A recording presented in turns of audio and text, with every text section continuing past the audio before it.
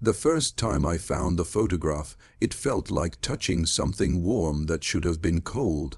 A family portrait, cracked through the center, the kind of image you'd expect to be buried under a century of dust.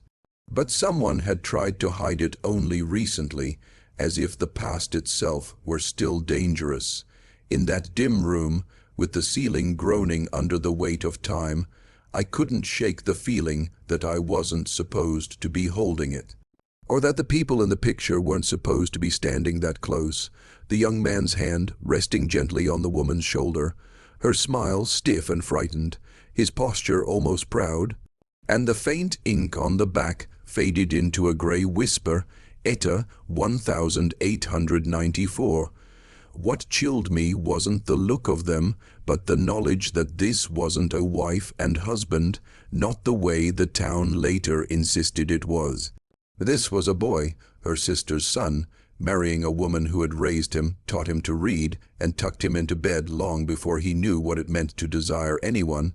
People talk about American history as if the darkest chapters live in wars and politics. They forget that true horror tends to grow in the quiet corners of family homes, the places where shame takes root, where secrets are kept not for morality, but for survival. I remember standing there, the storm outside rattling the windows, realizing the truth. This wasn't just a forgotten union. This was the kind of story towns erase on purpose, the kind they hope dies with the last person who dares remember. But memory has a way of crawling back, dragging its broken limbs across the generations until someone finally hears it scratching at the door. And that day, it came scratching for me. Every birth record I dug up contradicted the last. Every census page tried to rewrite the same lie. Neighbors who had lived through the era gave me answers that sounded rehearsed, as if they'd warned each other never to speak the woman's real name, never to speak of the boy who grew into her husband. And the more I uncovered, the more I realized the truth had been sealed away, not because it was scandalous, but because it was monstrous. There are families in this country that don't just guard their secrets, they bury them. This one dug a grave deep enough for 3 generations, then prayed no one would ever start digging again. Before I understood what bound them together, I had to understand the town that allowed it to happen. A place so small it barely earned a dot on the map, tucked between 2 rivers that twisted like veins under a dying landscape. The soil was poor, the winters long, and the families older than the roads that tried to connect them to the rest of the country. In places like that, bloodlines weren't just heritage, they were territory, and territory was guarded with a kind of desperation people today can't imagine. When outsiders passed through, they kept moving. When locals left, they rarely came back, and the ones who stayed, they stayed because their roots were tangled too deep to pull free without tearing something essential. I found an old journal from a traveling schoolteacher, dated 1889. In one entry, she wrote, "There is a heaviness in this place. The children do not speak of their families, and the adults look at me as if they fear my questions more than God's judgment." At the time, I didn't understand what she meant. Later I would. Silence was their currency, and they traded in it generously. The boy at the center of this story, his name was Isaac, was born into that silence. His mother died young, and like many women in the region, her sister stepped in to raise him. That sister was Etta, the woman whose face stared back at me from the cracked photograph. She was barely 20 when she became his guardian, and he was 4 when he first began calling her Ma. People who lived through that era described her as quiet, withdrawn, gentle in a way that made others uneasy, a woman shaped by grief and something deeper, something unspoken. As Isaac grew, the town whispered that he looked more like Etta's long, dead husband than like his own father. Some said it was coincidence, others said it wasn't. I'm not here to tell you which version is true, only that the rumor existed, and in places where bloodlines are already thin, rumors become cement. By the time Isaac was a teenager, something had shifted. Neighbors later recalled seeing them walk together at dusk, too close, too often. A farmhand claimed he overheard an argument between Etta and her own mother, a single line cutting through the night. "He is mine to raise, mine to keep." But people forget things, or they choose to, and in a town built on silence, forgetting is a kind of survival. Everything I found indicated one truth. By the time anyone realized what was happening, it was already far too late to stop it. The roots had wrapped around the foundation, and pulling them out would have brought the whole house down. The deeper I went, the more the records resisted me, as if they'd been written with the intent to mislead anyone foolish enough to look. The marriage certificate was the first document that felt wrong in my hands. 2 signatures, both shaky, both appearing as if written under duress. Isaac's was uneven, the handwriting of a man who had spent his life behind a plow, not a desk. But Etta's signature, hers looked like someone guiding her hand, forcing the letters to take shape.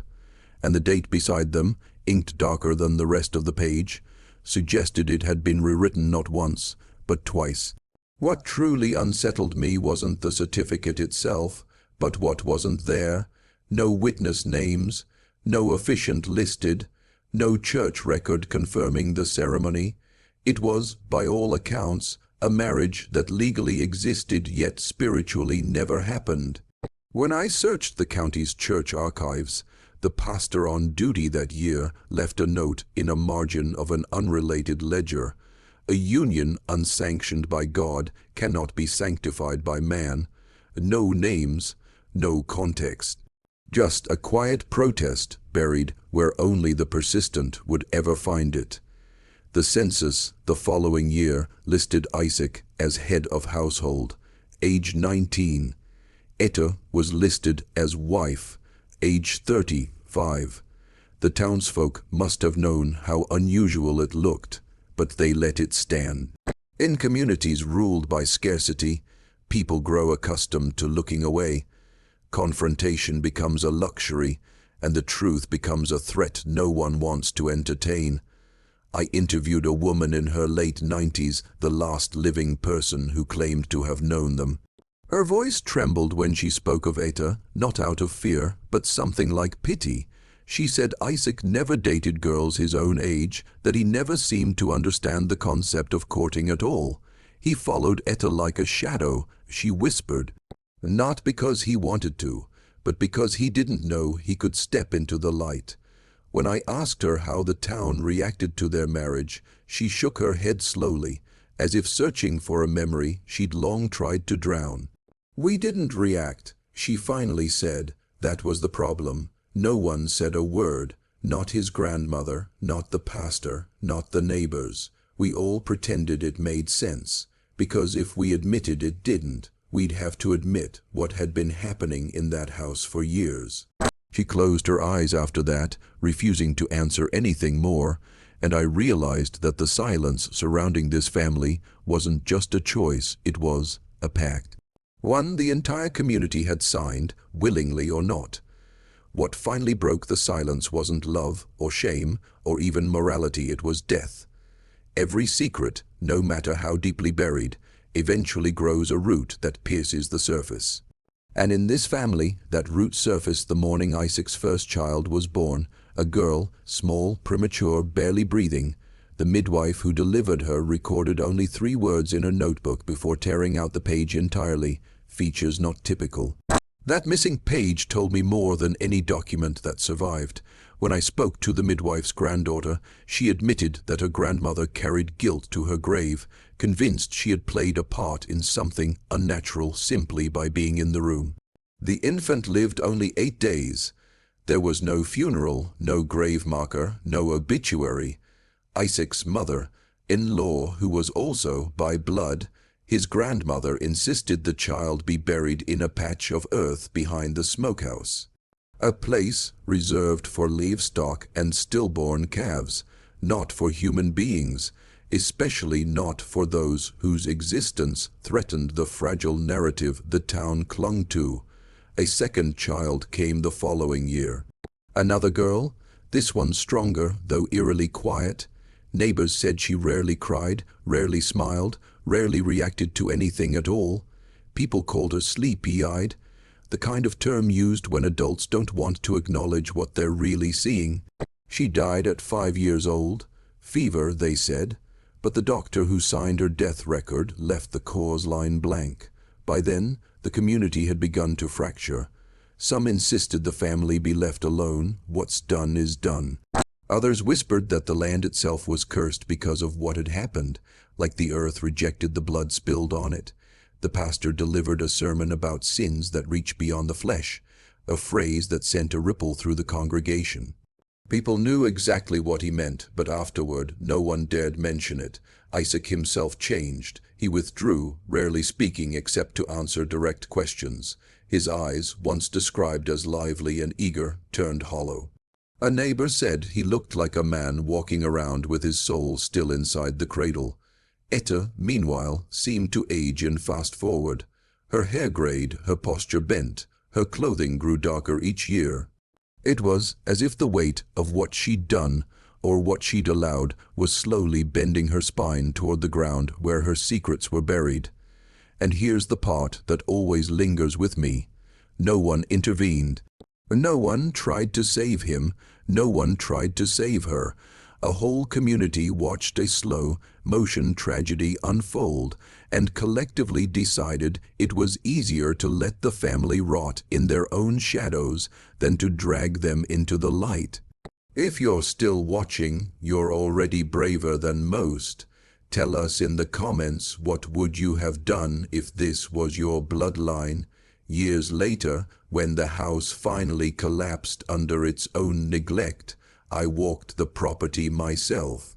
The wind moved through the broken boards like breath through missing teeth, and every step felt like trespassing on the remains of a story that never wanted to be unearthed. The ground was uneven, soft in strange places, as if the soil itself had sagged under the weight of everything it had been forced to swallow. And standing there, I understood something no document had ever been able to capture. This wasn't just a home where a forbidden marriage happened. It was a place shaped by fear, the quiet, creeping kind that seeps into the walls and teaches everyone inside to obey it. But the final chapter of Isaac and Etta's story wasn't written in that house. It was written in the hospital records of 1916, when a third child was born, a boy this time, healthy as far as the doctors could see. No deformities, no complications. The staff described him as alert, strong, almost unnervingly so. For a moment, it appeared the bloodline had escaped the shadow that hung over it, but the truth has a way of reclaiming its due. The boy, whom they named Samuel, grew up isolated from the rest of the children in town. Etta kept him close, closer than she had ever kept her daughters. Isaac, meanwhile, seemed both drawn to and terrified of his son. Witness accounts described him watching the child from a distance, as though studying a reflection in water familiar, yet distorted. People assumed it was simply the exhaustion of a man carrying too much grief, but as I read through the testimonies, a different picture emerged. Isaac wasn't afraid of Samuel because of what the boy was. He was afraid because of what the boy might become. Samuel spoke early, walked early, understood things without being taught. Some called him gifted, others called him unnatural. One woman confided to her diary that Samuel could stare a grown man into silence, that his eyes had the depth of someone who remembers too much. Children avoided him, adults tolerated him, and Etta clung to him as if he were the last tether holding her to the world. The tension between Isaac and Etta grew with each passing year. He wanted the boy enrolled in school. She refused. He wanted Samuel to have friends. She claimed no child in town was good enough. And when Isaac insisted on taking the boy into town for supplies, Etta reportedly grabbed Samuel's wrist so tightly she left bruises shaped like crescent moons along his skin. One night, a neighbor heard shouting. Not the usual arguments, something raw, something desperate, a woman's voice saying, "He belongs to me," and a man's reply, sharp and breaking, "No, he belongs to God." After that night, Isaac changed again.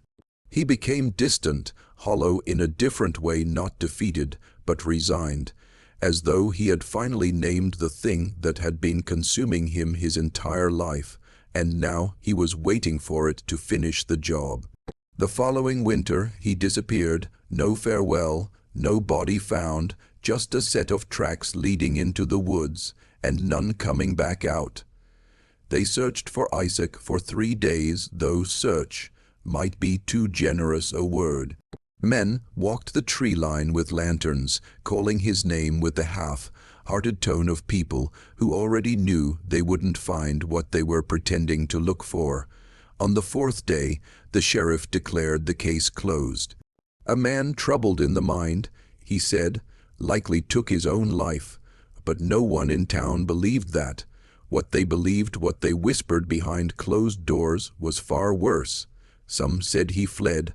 Some said he was taken. Some said the forest simply swallowed him, the way it had swallowed others over the years, especially those who carried a burden the land itself refused to bear. Etty didn't attend the search. She stayed in the house with Samuel, drawing the curtains, locking the doors, insisting the world had no right to take anything else from her. But the world has a way of collecting its debts, and it started with the boy. Teachers reported seeing him standing outside the schoolhouse long after dusk, staring at the windows as if trying to memorize the faces inside. A farmer claimed he found Samuel sleepwalking through his field at midnight, hands outstretched, moving with an eerie calm that made the man swear never to speak of it again. And just like his father, Samuel began to change, not suddenly, but slowly, the way rot spreads through the beams of an old house. By the time he was 12, the townspeople kept their distance. Something about him made their skin crawl, something they couldn't name. It wasn't violence or rage or misbehavior. It was that he resembled Isaac in ways no child should resemble their father, in the fear behind his eyes, in the way his shoulders curled inward, in the quiet that clung to him like a shroud. It was the look of a boy carrying a secret he had inherited rather than chosen. And then came the night of the storm, the night the house finally gave in. Wind tore through the valley like a blade, and lightning split the clouds above the property. A distant neighbor reported seeing the roof collapse in a single motion, as though pushed from within. By morning, the house was gone, not damaged, erased. And standing in the ruins was only one figure, Samuel, soaked to the bone, staring at the remains as if mourning something no one else could see. Etta's body was never found, not a bone, not a scrap of clothing. The sheriff claimed she must have been crushed or carried off by the floodwaters that followed the storm. But the townspeople didn't buy that. They believed she had simply vanished, taken by the same force that had taken Isaac. Consumed by the story she tried so hard to control, Samuel didn't stay in town after that. He disappeared into the same woods his father had walked into years before. No trail, no sighting, no trace. Just a boy stepping into the trees, carrying the final chapter of a family history no one dared record. And maybe that's how some stories end, not with resolution, but with disappearance. Not with justice, but with absence. A bloodline swallowed whole by the land that watched it decay. I've stood on that property many times since, listening to the wind move through what's left of the trees, and every time, I swear, I hear something beneath the rustling leaves, not words, not voices, but a reminder that some histories weren't buried. They were abandoned because no one wanted to carry them anymore. Some people think a family story ends when its last member vanishes, but stories like this one don't die. They seep, they travel, they cling to the soil, the timber, the whispers carried by wind through places most maps no longer bother marking. and long after Isaac and Etta and Samuel were gone, the land continued to speak in ways the town could not ignore. A new family bought the property in 1932, unaware of what had happened there. They tore out the foundation, rebuilt the house, tried to breathe life into ground that resisted every nail they drove. But the strangeness began almost immediately. Their dog refused to go near the northern corner of the yard, the place where Etta had buried her daughters. Tools rusted overnight, livestock died without explanation, and the youngest son, barely 7, told his mother he saw a sad man standing at the tree line at dusk, watching the house with eyes that looked like winter. The family moved away within a year. They didn't sell the property, they abandoned it. A second family tried 5 years later. Same results. Machinery failed, windows cracked, children sleepwalked. The eldest daughter kept waking to the sound of someone whispering her name at the foot of her bed. She swore it wasn't a dream. She said the voice sounded like a boy trying to speak through water. They left in the middle of the night and never returned for their belongings. After that, the land was declared uninhabitable. Not for supernatural reasons officially, they blamed shifting soil, unstable drainage, unsuitable farming conditions.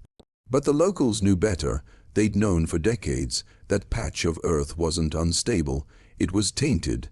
In 1954, county officials attempted to clear the land for agricultural expansion. 3 workers quit within 2 days, claiming the ground felt soft as breath.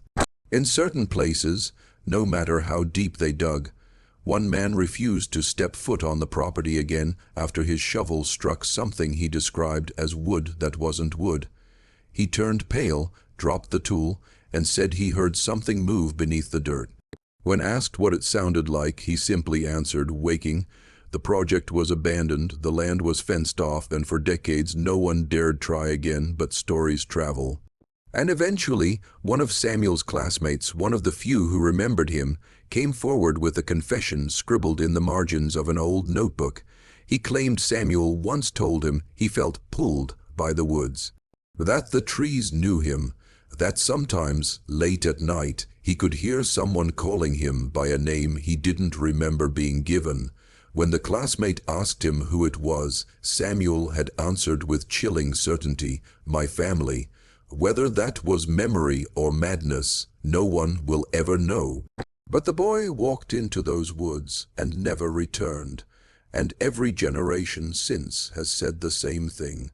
Some nights, if you stand at the edge of that property and listen, really listen, you can hear footsteps moving through the leaves. Not wandering, not lost, walking with intention, as if someone is still searching for a home that no longer exists. Maybe the land didn't swallow that family, maybe it became them, and maybe some stories don't end because they were never meant to. They just wait, patiently, quietly, for the next person curious or foolish enough to dig, and now you've heard it, the truth they tried so hard to bury, the bloodline no one wanted to claim, the secret that still breathes beneath American soil. Be careful what stories you go looking for. Some of them look back.